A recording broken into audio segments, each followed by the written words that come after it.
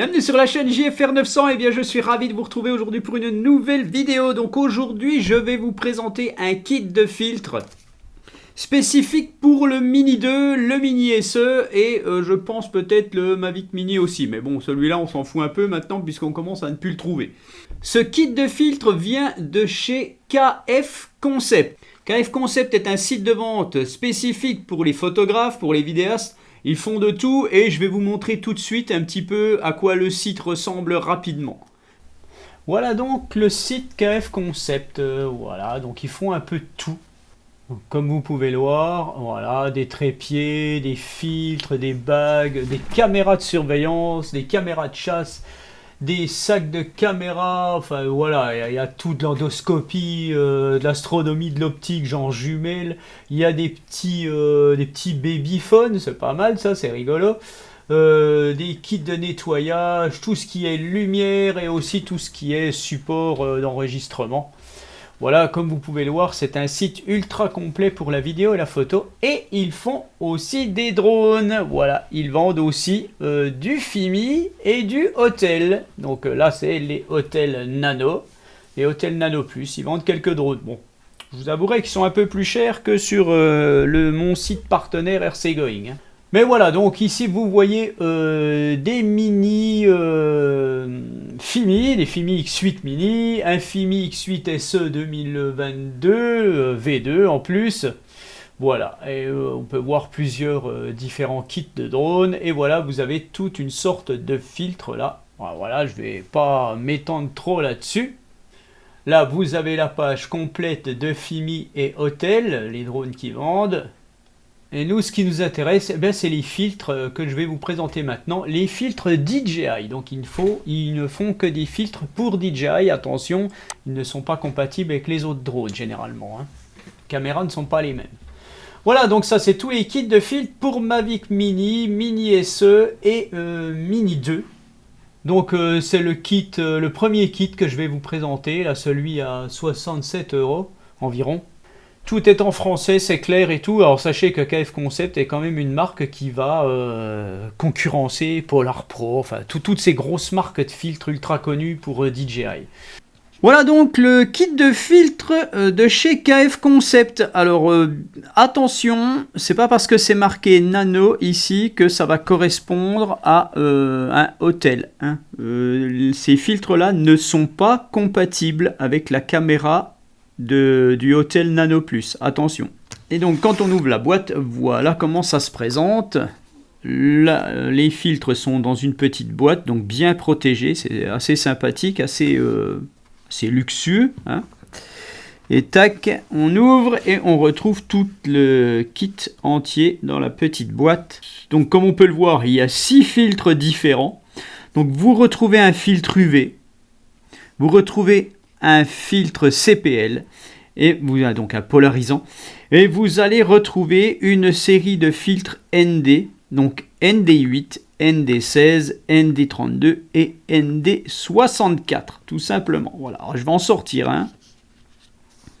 Voilà comment il se présente devant vos yeux ébahis. Alors c'est tout simple, ce sont deux petites griffes ici qui vont venir s'insérer dans la caméra. Je vais vous montrer ça.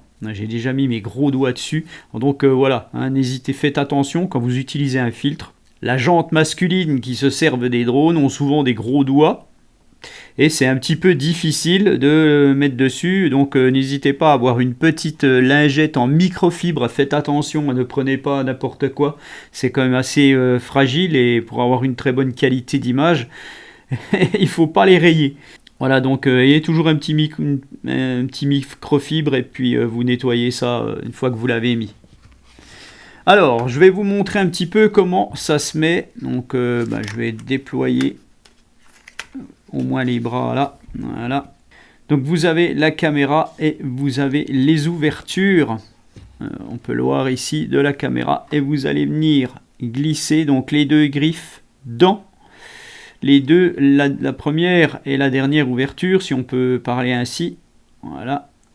Et vous allez clipser ça ici. Tac. Et le filtre est mis. Et ça tient très très bien. Il n'y a pas de souci là-dessus. Voilà. Et c'est pour tous les autres, c'est pareil. Ne mettez jamais votre filtre quand le drone est allumé. Hein, parce que vous allez manipuler la caméra et faut absolument pas le faire. Que ce soit un DJI ou que ce soit un drone low cost à 200 balles, qui a une caméra motorisée et stabilisée, faites attention, ne la manipulez pas quand c'est en fonction. Il y a un gyroscope, il y a des moteurs, vous pouvez parfaitement cramer quelque chose, hein, ou dérégler la caméra, voilà, tout simplement.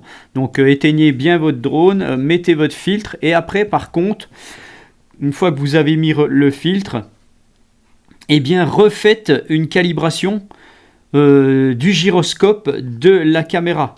Refaites une calibration complète de la caméra pour que l'horizon ne soit pas perturbé. Ça, c'est très important à faire parce que vous rajoutez, c'est très très léger, hein, je vais les peser là, tiens, je vais en peser un. Allez, le filtre polarisant qui doit être un petit peu plus lourd, je pense. Voilà, là il fait 1 gramme, c'est 2 grammes, bon, il faudrait que j'en mette plus peut-être pour avoir une moyenne. Ça fait environ 2 grammes, quoi, à peine. Mais ça fait rien. Sur une petite caméra, notamment d'un mini-drone, eh bien, il faut faire attention.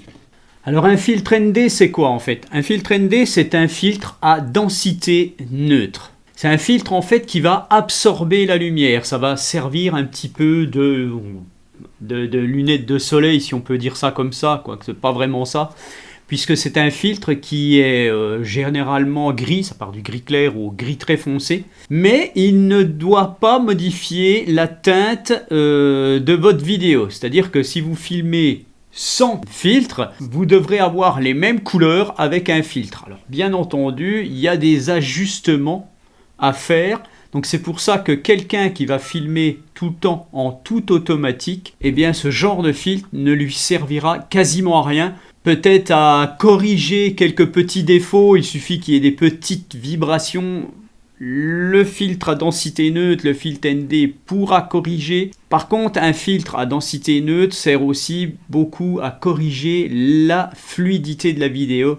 Mais en tout auto, c'est franchement pas... voilà, ça sert pas à grand chose. Donc, si vous filmez en tout auto avec un drone, bah n'achetez même pas ça, c'est pas la peine. Donc, pour récapituler, un filtre ND sert aux vidéastes à avoir une plus grande marge de manœuvre pour le réglage de l'ouverture de l'obturateur de la caméra. Et donc, comme je vous le disais, la fluidité, ce qu'ils appellent le flou cinétique, ça marche surtout dans les conditions de lumière qui vont changer énormément. Si vous allez passer, il y a un gros nuage qui arrive, ça fait tout gris, d'un seul coup il y a le soleil qui revient. Enfin voilà quoi, là vous aurez forcément des problèmes de luminosité et donc tous ces filtres vont servir à pas corriger tout ça mais réellement à homogénéiser le tout en fait, voilà. Je peux vous dire que moi qui n'y connais pas grand chose en vidéo, hein, je veux bien l'avouer, hein, je m'en fous de toute façon, j'ai fait quelques essais. Ça commence à... Voilà, je commence un petit peu à apprendre moi-même. J'ai regardé des petites choses et tout, et j'ai appris des petites choses. Si vraiment vous pratiquez le drone avec un petit DJI, par exemple, eh bien, ce genre de petit filtre-là, voilà, ça peut vous faire avancer, progresser si vous recherchez vraiment de la vidéo de qualité, vraiment de la fluidité au top et tout. Ça peut vous faire progresser, il n'y a pas de souci, mais il y a beaucoup de choses à appliquer quand même. Donc là rapidement ce que je vais faire, je vais vous montrer mes petits essais. Donc dans ces petits essais en fait j'ai essayé donc le filtre polarisant. Un filtre polarisant donc au final je trouve pas ça vraiment utile sur un drone. Parce qu'un filtre polarisant pour être au top en fait il doit tourner selon l'effet que vous voulez. Alors le filtre polarisant, lui, c'est différent, c'est pas du tout comme un filtre ND. Le filtre polarisant, c'est un filtre qui va servir à quasiment éliminer tout ce qui est reflet. Soit sur l'eau, sur le verre, voilà. Ça n'enlève pas les reflets du métal. Faites attention, si vous avez une voiture, vous avez un reflet sur la voiture, le filtre polarisant n'aura quasiment aucun effet. Ce qui est intéressant, c'est que si par exemple vous êtes au-dessus d'un lac, de la mer et tout, et vous avez vous savez, ça, au-dessus de l'eau, ça fait souvent un reflet, et c'est impressionnant, comme un polarisant peut avoir un effet qui va enlever les reflets, et vous allez presque voir à travers en fait votre reflet, hein. C'est assez magique en fait ce genre de filtre. Moi j'en ai utilisé des filtres polarisants quand je faisais de la photo quand j'étais jeune et j'avais des résultats qui étaient corrects. À cette époque c'était pas du numérique, c'était bien de l'argentique. Je faisais un petit peu de recherche photographique comme ça et puis voilà. Mais bon, j'ai abandonné et en fait j'ai tout perdu ce que j'avais acquis. Un autre effet magique du polarisant en fait, comme on l'appelle polarisant, c'est qu'il va augmenter la saturation. Alors ça, il faut faire très attention quand on s'en sert, puisque si vous avez un réglage moyen au départ, vous mettez ce filtre là, vous allez saturer votre image, que ce soit vidéo ou photo, et ça risque de ne pas avoir un bon rendu. Par contre, si vous êtes bien réglé et tout, vous allez avoir par exemple un ciel bleu qui va devenir, mais alors bleu nickel, il y a des fois c'est presque trop, selon la qualité du polarisant. Et en fait, avec un ciel bleu qui a quelques nuages blancs, eh bien ce ciel sera très très bleu et les nuages vont être d'un blanc, voilà, ça va revenir encore plus blanc et on va avoir l'impression que les nuages ressortent du ciel. Il y en a qui font des super trucs avec un filtre polarisant, mais donc voilà le problème, c'est que vous avez une orientation à faire, c'est-à-dire qu'un petit filtre comme ça polarisant, c'est une petite bague et ça se tourne. Et si vous n'êtes pas bien calé, eh bien, voilà, ça va pas donner l'effet voulu. Donc en fait, ce qu'il faut faire avec un filtre polarisant sur un drone, il faut le régler avant. Alors le régler avant, d'accord, mais si on veut tourner, on va monter, on va dire, ah bah tiens, je le règle comme ça, ah oui, là c'est bon. Et ben, quand on va aller, vous allez avoir un super effet, puis quand vous allez revenir, eh bien, ça va être le contraire, en fait, voilà. Je ne trouve pas réellement, c'est pas très utile quand on fait de la vidéo avec un drone et qu'on vole. En fait, pour faire des photos, d'accord, vous allez faire une photo, tac, vous montez, vous faites la photo, vous redescendez, vous voulez vous mettre ailleurs, donc vous refaites un essai. Bon, il faut faire que ça, parce que sinon vous perdez un temps phénoménal avec ça. Mais voilà, donc en gros, voilà à quoi ça sert un polarisant. Et moi j'ai fait un petit essai comme ça, bon, le résultat est moyen. Mais néanmoins, si vous voulez l'utiliser vraiment correctement, vous allez faire des super choses avec. Donc j'ai essayé ce polarisant. Le filtre UV, je ne l'ai pas du tout utilisé. Un filtre UV, c'est quoi? En fait, un filtre UV, pour moi, c'est ni plus ni moins qu'un protège-caméra. Ça va peut-être atténuer un petit peu des petits flous, des petits trucs comme ça, mais je suis même pas persuadé, ça sert pas à grand chose, les caméras sont très bonnes. Voilà quoi, je vois, le filtre UV pour moi c'est simplement un filtre qui va protéger l'objectif en fait au final. Donc je n'ai pas le filtre UV, j'ai rien fait avec. Donc j'ai utilisé le polarisant et j'ai utilisé 3 filtres. Alors je crois que je n'ai même pas utilisé le ND8. J'ai utilisé le ND16, le ND32 et le ND64 dans mes essais. Un petit truc qu'il faut savoir, c'est que vous devez être en manuel. Et en manuel, vous devez régler votre obturateur. Ça, c'est obligé. Et donc, qui dit régler votre obturateur, c'est verrouiller à une ouverture spécifique. Et donc, ça se verrouille en fonction du nombre d'images par seconde que vous avez paramétré. Ça fonctionne comme ça, en fait. Vous verrouillez au double du nombre d'images par seconde. C'est-à-dire que si vous filmez à 25 images par seconde, vous êtes en 4K, à 25 images par seconde, votre shutter devra être le double des 25 images par seconde, c'est-à-dire que vous devrez verrouiller à 1/50e. Si vous êtes à 30 images secondes, vous devrez verrouiller votre shutter, donc l'obturateur, à 1/60e, ainsi de suite. Alors moi j'ai fait plusieurs essais, j'ai pas tout à fait ça, je l'ai fait, mais il y a des moments je l'ai pas fait. Et c'était surtout pour voir si par rapport à... Vous allez voir, je bouge mon bras comme ça dans mes essais. Et quand on est en tout automatique, ou alors qu'on n'a pas... qu'on est en auto mais qu'on n'a pas fait ce que je viens de dire précédemment, eh bien on va avoir on va avoir par exemple quand on fait ça rapidement avec la main, les images vont saccader. Ça va faire des images saccadées. De même que quand vous tournez rapidement... Si vous tournez rapidement avec votre drone, ça va saccader. Et les filtres ND sont là pour corriger ça, mais à condition que vous soyez bien au double d'obturation par rapport à vos images secondes. Je ne sais pas si je me fais comprendre, je parle comme un sagouin, bon, voilà. Mais voilà, en gros, c'est ça. Et le fait de mettre, par exemple, à 25 images secondes et donc verrouiller votre shutter, comme ils appellent ça là-dedans, donc c'est un obturateur, à 1/50, et bien vous avez ce flou qu'on appelle un petit peu ce flou cinétique.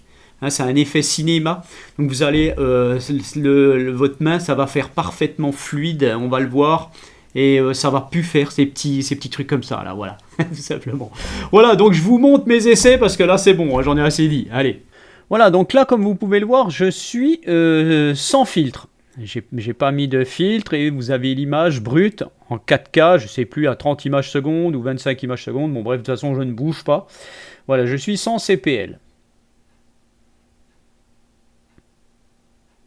Et là, donc, j'ai le filtre CPL. Donc, on voit quand même une petite différence au niveau du ciel et des nuages qui ont l'air de ressortir. En fait, le ciel est un petit peu plus saturé. Mais bon, je ne sais pas si j'étais réellement bien orienté. J'ai pas fait beaucoup d'essais. Mais voilà un petit peu la différence.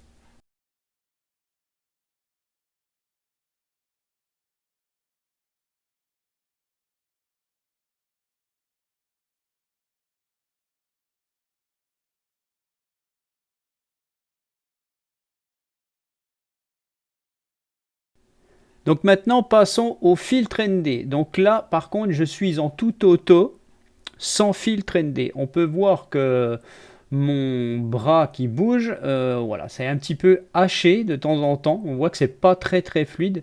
Donc là, en tout automatique, sans filtre ND, sans rien. Je vais me rapprocher et puis voilà, regardez la main, on voit que c'est pas très fluide, ça fait haché à chaque fois, ça fait des petits trucs bizarres. Donc maintenant, je suis resté en tout auto, mais j'ai mis un filtre ND32. Et comme on peut le voir, on a déjà, malgré tout, une petite différence. Donc j'ai été assez surpris. On voit que le mouvement du bras est bien plus fluide. Ça fait, ça n'a plus rien à voir au final. Mais même en tout auto, pourquoi? Parce que voilà, le tout auto a bien géré le truc au final. J'ai été un peu surpris du résultat, hein, franchement. Hein. On voit bien la différence. Hein.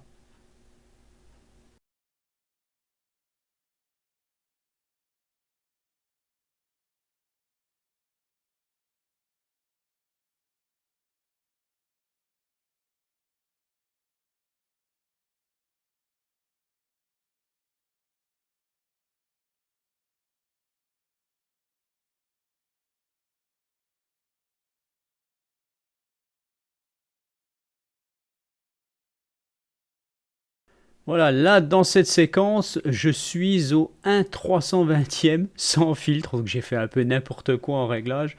Donc bien entendu, la vidéo est un peu cramée, hein, on voit que c'est un peu blanchi, on va dire, surtout dans le ciel et au niveau de mes bras.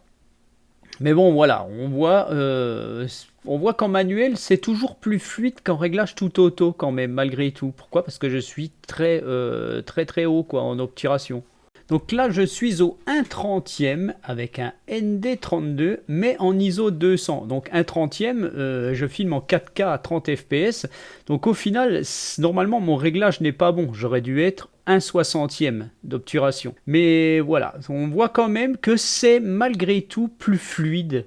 Hein, on voit quand j'avance là, on voit quand même que c'est assez fluide. Bon, peut-être que mon bras va pas assez vite, mais franchement, il y a quand même un impact avec ce filtre ND32.